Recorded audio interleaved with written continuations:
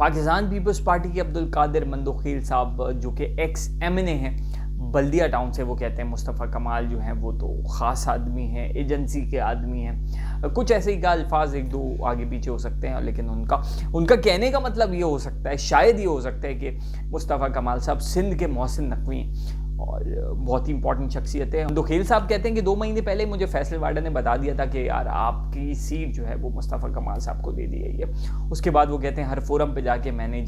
یہ کہا کہ یہ کیسے الیکشن ہے کہ جب آپ نے پہلے ہی ڈیسائیڈ کر لیا کہ یہ سیٹ ایم کیو ایم کو دے دی گئی ہے، مصطفیٰ کمال صاحب کو دے دی گئی ہے، اور مصطفیٰ کمال صاحب کی کتنی قربانیاں ہیں کہ وہ ایم کیو ایم، وہ مہاجر قوم جس کی وہ خاتمے کے لیے کراچی آئے تھے کہ الطاف حسین اور ایم کیو ایم کا خاتمہ کرنے کے لیے، آج وہ اسی ایم کیو ایم کے ایک اہم رہنما بن کے سامنے آ گئے۔ تو پھر کہاں بلدیہ ٹاؤن لوگوں سے جا کے پوچھیں، کوئی ان کی کارنر میٹنگ میں نہیں ہوتا تھا، لوگ وہاں پہ جانتے نہیں تھے کہ مصطفیٰ کمال کو یہ سیٹ اس طریقے سے اتنی آسانی سے مل جائے گی، لوگ تو ان کے ساتھ اتنے شامل بھی نہیں تھے بلدیہ ٹاؤن میں، لیکن انہوں نے کہا کہ سراسر پیپلز پارٹی کے ساتھ جو ہے وہ زیادتی ہوئی ہے، ان کے ساتھ زیادتی ہوئی ہے، اور انہوں نے کہا کہ ایک کارنر میٹنگ میں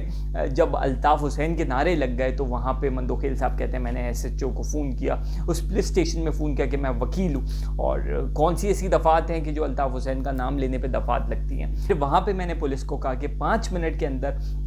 اگر آپ نے ان کو نہیں چھوڑا، جن لوگوں کو آپ نے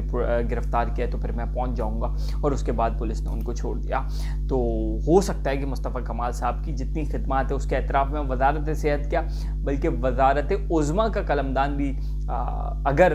مصطفیٰ کمال صاحب کو مل جائے تو یہ کوئی بڑی بات نہیں ہوگی، کیونکہ جتنی قربانیاں مصطفیٰ کمال صاحب نے دی ہیں اس کا صلہ تو ان کو بنتا ہی ہے، اس میں وزارت صحت تو ایک بہت چھوٹی سی چیز ہے۔ تو کہنے کا مطلب یہ ہے کہ آج پیپلز پارٹی اقتدار میں اس طریقے سے شامل ہے کہ چیئرمین سینٹ پیپلز پارٹی کا ہے، صدر زرداری صاحب پیپلز پارٹی کے،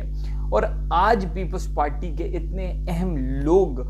ہونے کے باوجود اگر ان کا ایک سابق ایم این اے اگر یہ شکایت کرتا ہے، الیکشن کے پروسیس پہ والی نشان اٹھاتا ہے، تو پھر عام آدمی کی سنوائی کہاں ہوگی اگر پروسیس میں آپ کے الیکشن میں اتنے بڑے فلاز ہیں، اور ہیں وہ ہارنے والا بھی کہتا ہے، جیتنے والا بھی کہتا ہے کہ بھائی اس الیکشن میں آپ کے فلاز ہیں، اور اگر فلاز ہیں تو ان کو ریکٹیفائی کرنے کے لیے، ان کو صحیح کرنے کے لیے، ان کو آئیڈینٹیفائی تو سب کر دیتے ہیں، لیکن اس کو آگے امپروو کرنے کے لیے، اس کو اچھا بنانے کے لیے، عملی جامہ پہنانے کے لیے جو ہے وہ کوئی پارٹی تیار نہیں ہے۔ آج اگر بلدیہ کی سیٹ پہ 2 امیدوار ایک دوسرے کے خلاف ہیں کہ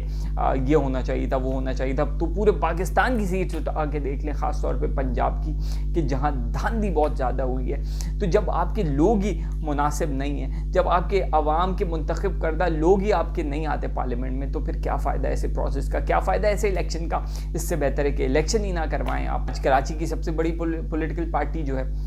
وہ سب